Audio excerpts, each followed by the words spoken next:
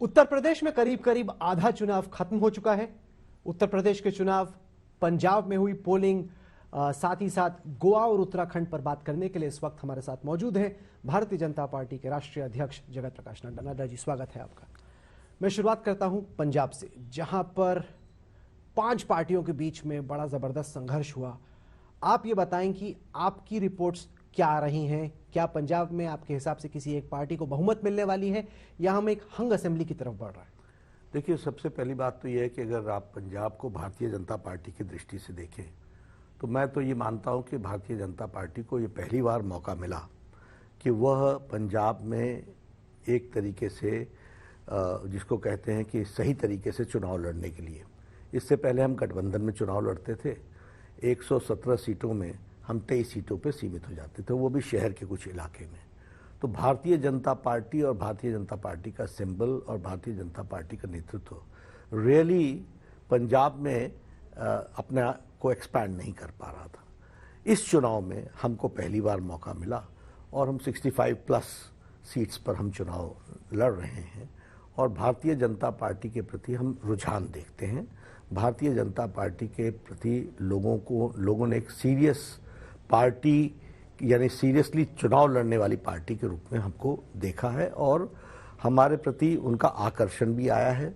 इसका सबसे बड़ा उदाहरण है कि people from Congress, people from Akali Dal and people from other parties also have joined भारतीय जनता पार्टी और भारतीय जनता पार्टी के सिंबल पर चुनाव लड़ने के लिए वो बहुत अग्रेसिवली आगे आए हैं।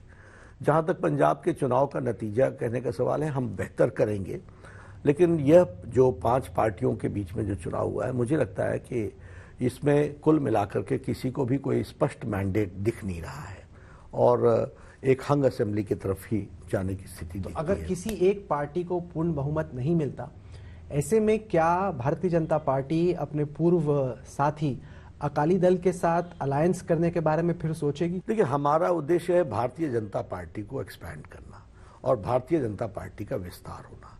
इसलिए हम कोई किसी को मदद करने के लिए या किसी के साथ जुड़ने के लिए, ये हमारी प्रायोरिटी नहीं है। पंजाब से निकल के आते हैं उत्तर प्रदेश, क्योंकि अब सारा एक्शन यूपी में आ गया है। 172 सीटों का चुनाव हुआ है। पिछली दफा आपने 140 सीटें जीती थी। 80 से ज्यादा बीजेपी का ओवरऑल स्ट्राइक रेट था।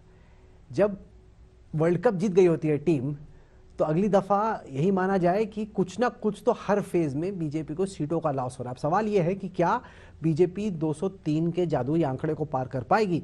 क्या आप मानते हैं कि यूपी का वर्तमान चुनाव जैसे पहले लग रहा था उससे ज्यादा टाइट और एक्साइटिंग है? देखिए राहुल जी, मैं आपके सामने सिर्फ एक ही बात रखना चाहता हूं कि हर बार ये हो रहा है। 2017 का चुनाव हुआ तो सपा और कांग्रेस एक साथ आई, तो कहा बहुत स्ट्रॉन्ग कॉम्बिनेशन बन गया और अब बड़ी दिक्कत आएगी बीजेपी को। फिर उसके बाद 2019 का चुनाव आया तो बीएसपी और समाजवादी पार्टी मिल गए।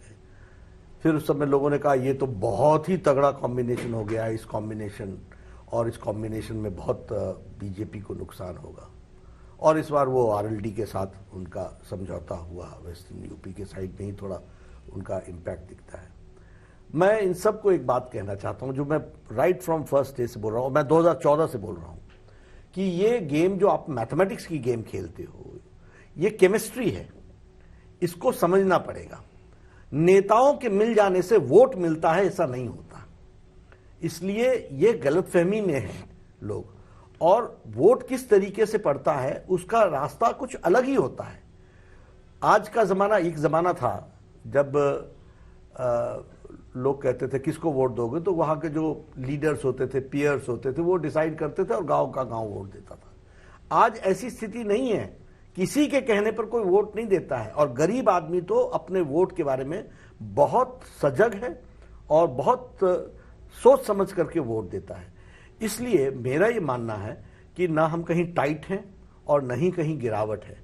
हम 300 प्लस आराम से जा रहे हैं। और मैं फिर आपसे कहूंगा, उस समय भी मैंने कहा था कि देखिएगा नतीजे हमारे पक्ष के एक तरफा आएंगे, और मैं आज भी यही कहता हूं कि हमारे पक्ष के आएंगे, एक तरफा आएंगे। ये जो जिस तरीके की बातें लोग कर रहे हैं इन सब चीजों का इंपैक्ट वोट पर नहीं पड़ता है। वोट करते समय लोग बहुत सी चीजों को देख करके वोट करते हैं, और इसलिए पार्टियों का मिल जाना और नेताओं का मिल जाना ये एक अलग चीज है, और वोटर का उसके साथ जुड़ जाना ये अलग चीज है। और इसलिए मैं बहुत कॉन्फिडेंट हूं कि भारतीय जनता पार्टी और विशेष करके मोदी जी के प्रति, और जो योगी जी ने उत्तर प्रदेश में काम किया है उसके प्रति लोग विकास को वोट दे रहे हैं, लोग डेवलपमेंट के साथ साथ सुरक्षा को वोट दे रहे हैं, लोग अपने एरिया के डेवलपमेंट के साथ साथ Uttar Pradesh as a whole जो आगे बढ़ रहा है उसको वोट कर रहे हैं। और सबका साथ, सबका विकास, सबका विश्वास ये लोगों में नीचे तक जा चुका है। लोग इसको मानते हैं, और लोग अब कोई जाति के आधार पर, कोई इसके आधार पर, कोई उसके आधार पर इस पर वोट नहीं देते। 2014, 17 और 19 में बीजेपी की बड़ी जीत की एक वजह यह थी कि जो मुस्लिम वोट था वो स्प्लिट था। जैसे जहां बीएसपी का मजबूत कैंडिडेट था वहां बीएसपी के कैंडिडेट को पड़ गया, कोई इंडिपेंडेंट हो उसको पड़ गया। अभी खासतौर से फर्स्ट 2 फेजेस में जो रिपोर्ट्स आ रही हैं वो ये हैं कि जैसे बंगाल में था, एक मुश्त जो माइनॉरिटी वोट है वो सपा के पक्ष में पड़ा है। जैसे ही एक मुश्त होकर वोट पड़ जाता है तो वैसे ही चुनाव पहले से ज्यादा टाइट हो जाता है। आप कह रहे हैं कि टाइट नहीं है, लेकिन ये तो चुनावी गणित ही बताता है कि जैसे 2017 का चुनाव था, अगर यादव वोट और मुस्लिम वोट कंसोलिडेट हो जाए और उसमें कुछ जाट वोट जड़ जाए तो 2017 वाले चुनाव वाली सूरत नहीं बनती है। देखिए, आप जब कह रहे हैं कि वो कंसोलिडेट हो रहा है, पहले तो मैं मान रहा हूं कि जैसे मैंने पहले कहा कि लीडर्स के इकट्ठा होने से नीचे जनता इकट्ठी होती है, ऐसी स्थिति नहीं आती है। मान लीजिए आपने कहा कि एक पर्टिकुलर लोग इकट्ठे हो रहे हैं, तो विकास के लिए भी लोग इकट्ठे हो रहे हैं, डेवलपमेंट के लिए भी लोग इकट्ठे हो रहे हैं, और सुरक्षा के लिए, सेफ्टी के लिए, इसके लिए भी इकट्ठे हो रहे हैं। और इसलिए मैं मानता हूं कि ये चुनाव दिखने में आपको जरूर लगता होगा, लेकिन लोगों ने मन बनाया है और वह भारतीय जनता पार्टी के पक्ष में, डेवलपमेंट के पक्ष में, पीस के पक्ष में, लॉ एंड ऑर्डर के पक्ष में एक तरफ इकट्ठा हो रहा है। जब चुनाव शुरू हो रहा था तब चर्चा हुई एक्सप्रेसवे की कि ईस्टर्न यूपी में हमने इतने शानदार एक्सप्रेस बनाए। चर्चा हुई काशी विश्वनाथ कॉरिडोर की कि देखिए कितना भव्य मंदिर हमने बनाया। अब हम आ रहे हैं टेररिज्म पर, हम आ रहे हैं राष्ट्रवाद पर। तो लोग ये कह रहे हैं कि लगता है कि बीजेपी, क्योंकि पिछले भी चुनाव में बीच में ही वो कब्रिस्तान, शमशान, इस तरह की बातें आई थी, तो लोगों को लग रहा है कि बीजेपी वहीं अपनी पुरानी लाइन पर जा रही है कि किसी तरीके से हिंदुओं को हिंदू बना के पोलराइज कर दो, मुस्लिम पोलराइजेशन के खिलाफ। देखिए, ऐसा नहीं है। हम कहीं भी, कोई भी हमारे नेता और किसी भी वक्तव्य में डेवलपमेंट गॉन नहीं है। डेवलपमेंट हमेशा है, और डेवलपमेंट से ही शुरू होती है सारी बात। एक्सप्रेस हाईवे, यूनिवर्सिटीज, हमारे education institutions, all India institute of medical sciences, engineering institutions, 10 new universities बनी हैं, 2 all India institute of medical sciences आए हैं। उसके साथ साथ 78 कॉलेजेस खुले हैं, 28 इंजीनियरिंग कॉलेजेस खुले हैं। इकॉनमी में नंबर 2 पर आकर के खड़ी हो गई है उत्तर प्रदेश की इकॉनमी। इस एक्सप्रेस हाईवे आपने चर्चा की, 5 इंटरनेशनल एयरपोर्ट्स बनकर के तैयार हो रहे हैं। एशिया का सबसे बड़ा इंटरनेशनल एयरपोर्ट बनकर के आ रहा है, इसी वेस्टर्न यूपी में ही बनकर के जेवर में आ रहा है। तो ये सारी बातें हम कहते हैं, और इन सारी बातों के प्रति लोगों का रुझान है। लेकिन इसके साथ साथ जो सामने वाला है वो किस चीज को रिप्रेजेंट करता है, उसको भी एक्सपोज करना हमारी जिम्मेवारी होती है। ये जिन्ना शब्द ऐसी आसानी से नहीं निकल गया, ये गलती से नहीं निकल गया, ये प्लानिंग से निकला। अब उसके इंटेंशन को बताना ये हमारे अधिकार है कि नहीं है। उसी तरीके से पर जिन्ना का 2022 के चुनाव से क्या लेना देना सर? हमारा नहीं, उनका लेना देना है ना। तो उनका लेना देना है, तो जो उनकी इंटेंशन है उसको हमको स्पष्ट करना है कि नहीं करना है। अब जैसे आप देखिए, एक शासक 15 टेररिस्ट केसेस को वापस लेता है। एक चीफ मिनिस्टर, अखिलेश जी बतौर चीफ मिनिस्टर, उन्होंने 15 केसेस, और वो हीनियस क्राइम्स हैं, बॉम्ब ब्लास्ट हैं, अटैक ऑन सीआरपीएफ कैंप है, एक नहीं, कुल मिलाकर के अगर हम देखें तो कुल मिलाकर के कोई 500 लोगों की जानें गई हैं, और लगभग कोई 2000 से ज्यादा लोग घायल हुए हैं। आप विद वन स्ट्रोक आप उस केस को विड्रॉ करते हो। ये लोगों के सामने लाना हमारी जिम्मेवारी है कि नहीं है? Is it not a national interest? पर ये कह देना, ये प्रदेश के इंटरेस्ट में है कि नहीं है कि ये जनता जाने कि जो लोग आपके सामने कोई स्वीट टेरिस्ट के नाम पर आता है, कोई स्वीट लेटर के नाम पर आता है, उसकी स्वीटनेस कितनी है और वह जनता को क्या दिया है, व्हाट इज हिज पास्ट, ये हमारा बताना तो जिम्मेवारी है। हम कोई चुनाव को उधर की ओर ले जा रहे हैं ऐसा नहीं है, लेकिन हाँ every issue has to be brought और उसको ब्लैक एंड व्हाइट में लोगों के सामने रखना ये हमारी जिम्मेवारी है, ये हम पूरा करते हैं। पर पीएम का ये कहना कि आतंकवादी साइकिल चला रहे थे, इस पर खूब चर्चा हो रही है।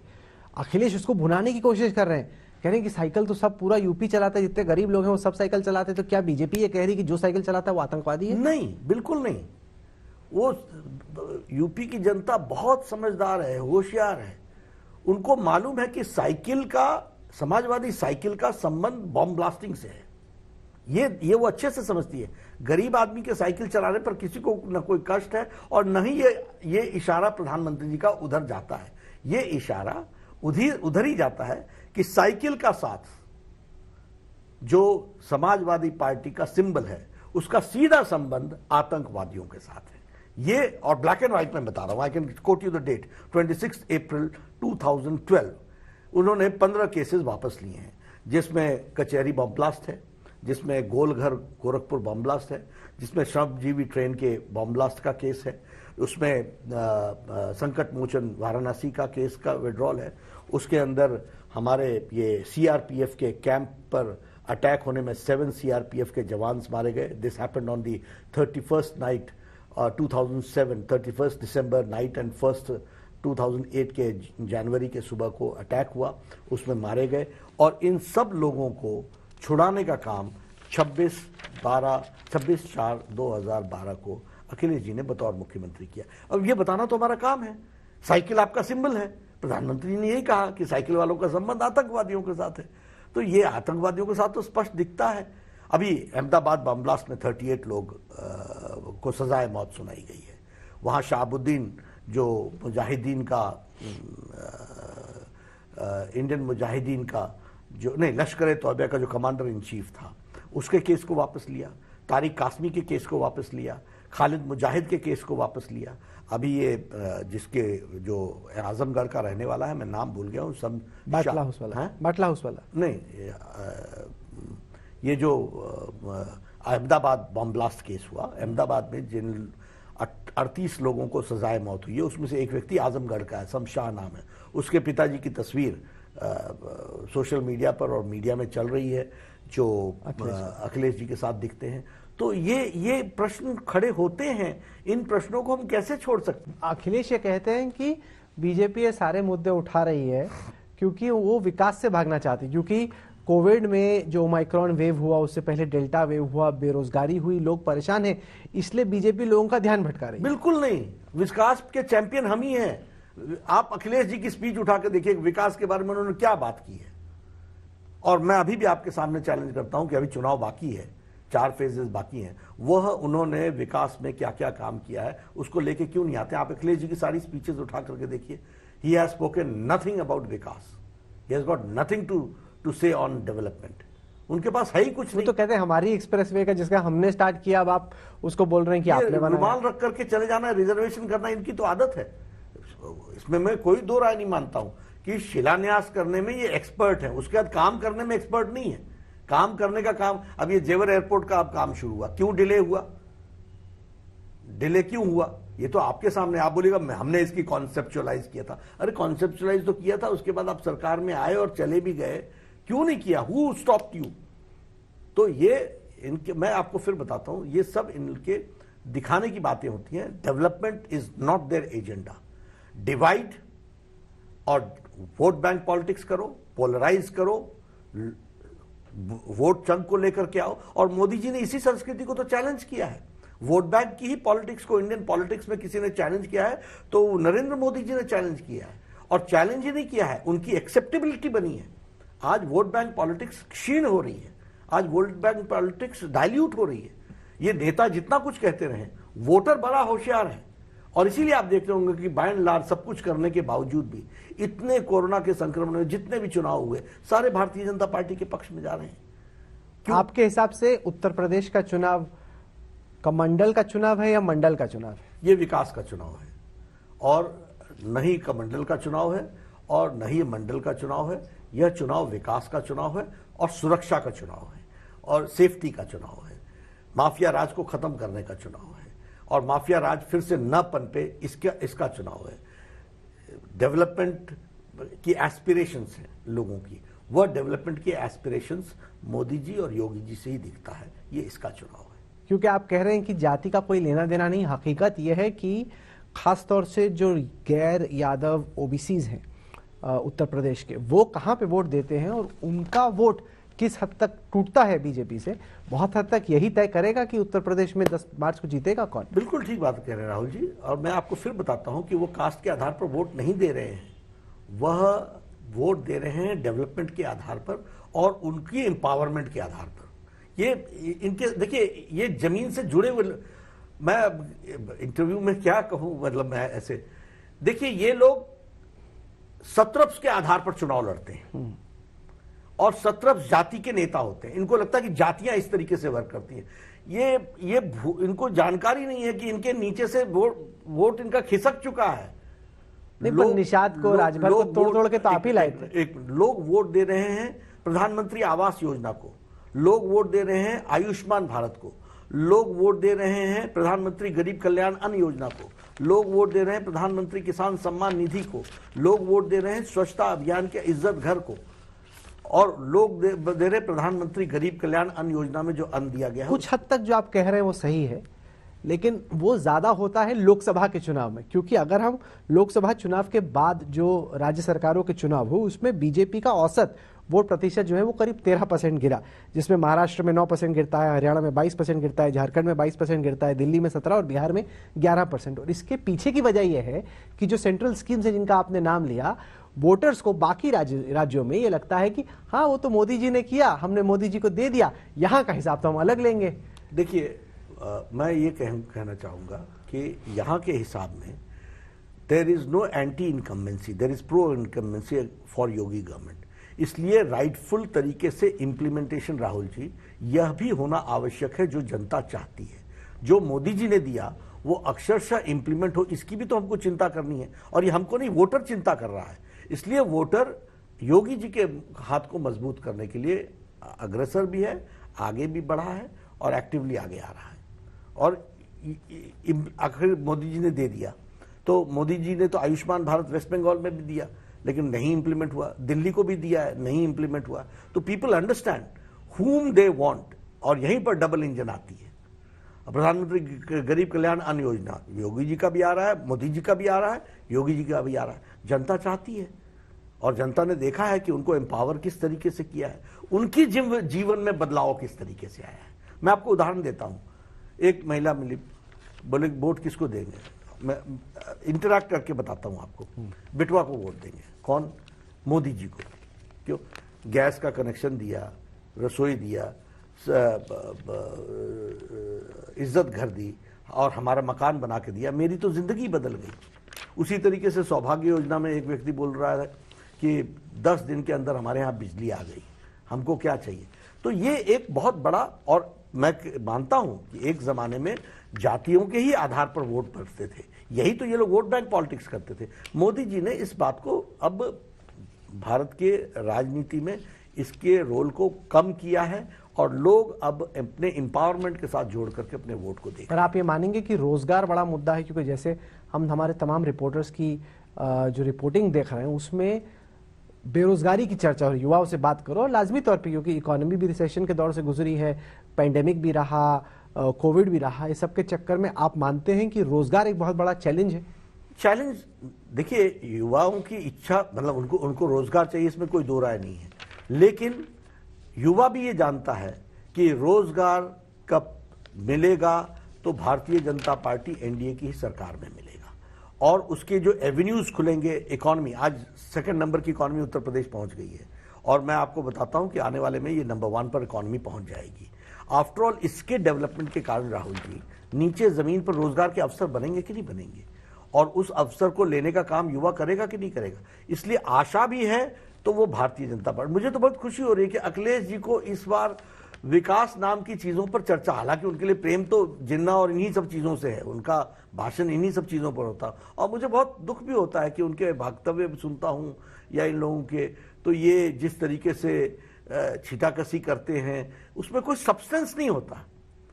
विकास डेवलपमेंट की तरफ लोग जा चुके हैं। वो कह रहे हैं मैं तो इतनी मेहनत करता हूं, अब मैं अपना नंबर दे रहा हूं, योगी जी का नंबर ले लो, सुबह सुबह फोन करो, देखो कौन जगता है। वो तो कह रहे हैं योगी जी सुबह सुबह जगते ही नहीं है। ये अब जो ये कहता है कि योगी जी सुबह जगते नहीं है, वो किस दुनिया में है राजनीतिक दृष्टि से, और उनको जमीन के धरातल की कितनी जानकारी है, ये इसके बारे में वह इसका पटाक्षेप हो रहा है। This speaks volumes about his knowing about Yogi Adityanath.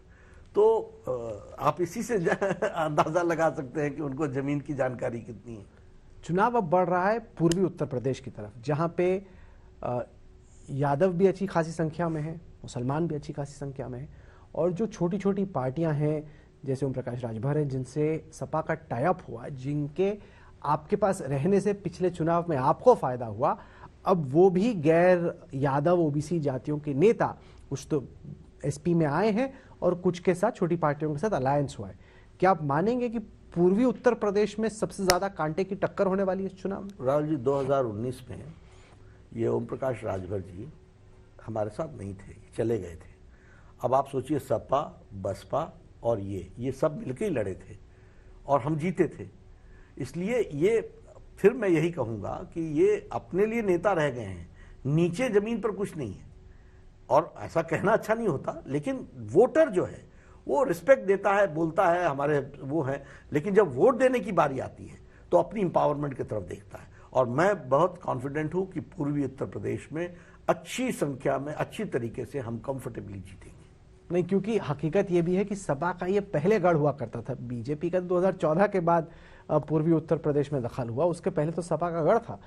और अखिलेश की पूरी उम्मीद यही है कि अगर वो बीजेपी को कहीं पटकनी दे सकते हैं तो ईस्ट यूपी में ही देंगे। ठीक है ना, देखिए ना, जिनको ये नहीं मालूम हो कि योगी जी कितने बजे उठते हैं, तो उनकी इच्छा कहीं होती हो तो बहुत अच्छी बात है। करहल में क्यों पिताजी को लाना पड़ा, पूज्य पिताजी को क्यों लाना पड़ा? करहल में लाने का अर्थ हमको समझ लेना चाहिए कि उनको यही नहीं समझ में आया कि घर ही मुसीबत में पड़ चुका है। तो अब जो आप अपने डोमिनेटिंग एरिया, आपको लग रहा है अखिलेश हार रहे हैं अपनी सीट पे? आप देखिए, मैं सिर्फ एक ही प्रश्न कर रहा हूं। मैं तो ये कह ही रहा हूं कि हमारे कैंडिडेट ने जबरदस्त टक्कर दी है और उनको वहां पर घेरा है, लेकिन आपको अपने पूज्य पिताजी को कहीं और आप नहीं ले गए, आप करहल में लाए उनको। इसका संदेश क्या है, इसका अर्थ क्या है? इसका अर्थ आपको समझना चाहिए कि वो तकलीफ में है, घर में तकलीफ में है। पर यहीं से चुनाव शुरू होता है जहां पे जैसे स्वामी प्रसाद मौर्य जैसे जो नेता हैं उनका प्रभाव दिखाई पड़ता है, क्योंकि मौर्यों की कई सारी सीटों में मौजूदगी है। आपको लगता है कि ये जो आपके मिनिस्टर्स, आपके फॉर्मर एमएलए छोड़ के गए, उसकी चोट पहुंचेगी आपको? बिल्कुल नहीं। और आप देखिए, इन्होंने अपनी सीटें बदली। आपके ध्यान में आया होगा कि इनकी स्थिति होती तो सीट क्यों छोड़ी आपने, सीट क्यों बदली आपने? तो ये दिखने के लिए दिखते हैं। मैं फिर कह रहा हूं कि नेता जुड़ सकते हैं, नेता मिल सकते हैं, वोटर नहीं मिलता है। It's not game of numericals, it's game of chemistry. Chemistry किसके साथ बैठती है? तो केमिस्ट्री बैठती है मोदी जी के साथ, योगी जी के साथ। वोटर आज अपने आप को सुरक्षित महसूस करता है मोदी जी के साथ, योगी जी के साथ। वोटर अपने आप को एम्पावर्ड महसूस करता है योगी जी के साथ। उसको लगता है कि अगर योगी जी की सरकार आती है तो लॉ एंड ऑर्डर मेंटेन होगा, विकास होगा, हमारी बात सुनी जाएगी, हम सुरक्षित होंगे, हमारी बहु बेटियां सुरक्षित होंगी, टेररिस्ट एक्टिविटीज नहीं होंगी और टेररिस्ट एक्टिविटीज को पनाह नहीं दिया जाएगा, सरकार की तरफ से नहीं दिया जाएगा। ये सब बातें जनता सब जानती है। मुख्य अभियुक्त मुजफ्फरनगर राइट्स का, उसको अखिलेश जी स्पेशल प्लेन से बुला करके डिनर कराते हैं और अपना घर का मेहमान बनाते हैं। ये किससे छुपा हुआ है? तो आप बताइए कि अगर कोई मौर्य जी जाकर के मिल जाए अखिलेश जी के साथ, तो वोटर जाकर के मिल जाएगा, ये संभव नहीं है।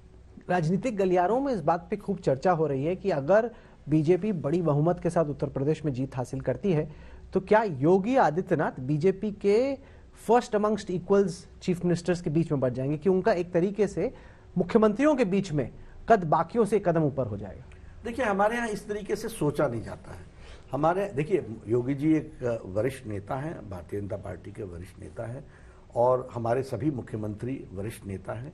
हम सबको एक बराबर की दृष्टि से देखते हैं और सबको हम पूरी इज्जत भी देते हैं। लेकिन ये हमारा ऐसा नहीं होता कि फर्स्ट अमंग इक्वल्स। अब इसमें कोई दो राय नहीं कि उत्तर प्रदेश का स्थान अपना एक उसका भूभाग से लेकर के, उसकी जो पॉपुलेशन से लेकर के उसका जो स्थान है, वो उत्तर प्रदेश का स्थान है ही है। तो उसके लिहाज से मुख्यमंत्री के रूप में भी उनका स्थान है ही है, और वो स्थान हमेशा रहता है। लेकिन हम कोई हमारी पार्टी में इस तरीके से सब लोग मिलकर के सारी चीज़ों को करते हैं, और वो हमारे वरिष्ठ नेता हैं और उनकी वरिष्ठता वैसे बरकरार रहेगी। कर्नाटक में इस वक्त हिजाब को लेके बड़ा विवाद छिड़ा हुआ है और बहुत सवाल ये उठ रहे हैं कि इसका उत्तर प्रदेश के चुनाव पर क्या असर पड़ सकता है, क्योंकि देश के कुछ हिस्सों में हमने देखा कि हिजाब पहनी महिलाएं जब स्कूल में जा रही थी या कॉलेज में दाखिल हो रही थी या एटीएम से पैसे निकाल रही थी, तो वहां पे भीड़ उन पे उग्र हो गई और कहा कि उतारो उतारो हिजाब उतारो। आपके हिसाब से कर्नाटक के हिजाब विवाद का उत्तर प्रदेश के चुनावी मैदान पे क्या असर है? देखिए, हम लोगों की तरफ से हम लोगों ने बड़े स्पष्ट शब्दों में कहा है कि न्यायालय के अधीन है मामला, न्यायालय इस पर तय करेगा, और भारत संविधान के आधार पर चलता है, इस तरीके से नहीं चलता है।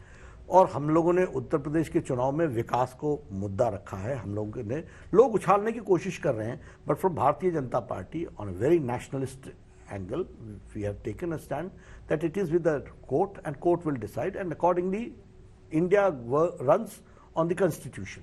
तो संविधान की व्यवस्था की दृष्टि से चलेगा। मुझे लगता है कि कुछ लोग हवा देने की कोशिश कर सकते हैं, लेकिन चुनाव विकास और सुरक्षा पर होगा। हिंदुत्व के एक एक्टिविस्ट थे हर्षा, 20 फरवरी को उनकी शिवमोगा में मौत होती है और वो हिजाब के खिलाफ मुखालफत कर रहे थे, और सवाल ये उठा कि क्या जो उन्होंने हिजाब को लेकर प्रोटेस्ट किया, क्या उनकी इसी वजह से हत्या हुई? आप बीजेपी के राष्ट्रीय अध्यक्ष के तौर पे इस विवाद को कैसे देखा? देखिए, सबसे पहली बात यह है कि दुखदाई घटना है, और कानून अपना रास्ता लेगा। कानून दूध का दूध, पानी का पानी करेगा, और कानून जो लोग इसमें रिस्पॉन्सिबल होंगे उनके खिलाफ एक्शन होगा। ऐसी चीजें जब आती हैं तो सेंटिमेंट्स हाई होती हैं। As a responsible political party we have to see to it that we do not take law and order in our own hands and believe in the system, and system is going to take care of it. और हम सब लोगों को ये कहते हैं कि जब भावुक होकर के, भावनाओं के आधार पर हम अपने सेंटिमेंट्स को हाइटन करें और जिससे समाज में एक गलत वातावरण पैदा हो, इसको हम कभी भी इजाजत नहीं देते हैं। शांति बरकरार रखना, पेशेंस रखना, लॉ पर विश्वास करना, कानून पर विश्वास रखना, और कानून की इंप्लीमेंटिंग एजेंसीज पर विश्वास रखना, इस पर हम हमेशा जोर देते हैं। तो आप कह रहे हैं कि बीजेपी इसको उकसा नहीं रही, क्योंकि लोग सोच रहे हैं कि क्या बीजेपी को इसको हिंदू मुस्लिम यूपी में करने में फायदा हो रहा है? ये हमारा सोच नहीं है, कभी भी हमारी सोच नहीं है। देखिए, नेशनल इंटरेस्ट को हमको ध्यान में रख करके काम करना होता है। हम संविधान पर चलने वाले लोग हैं और संविधान की रक्षा करते हुए चलने वाले लोग हैं, उस पर विश्वास करने वाले लोग हैं। लॉ इंप्लीमेंटिंग एजेंसीज पर हम विश्वास करने वाले।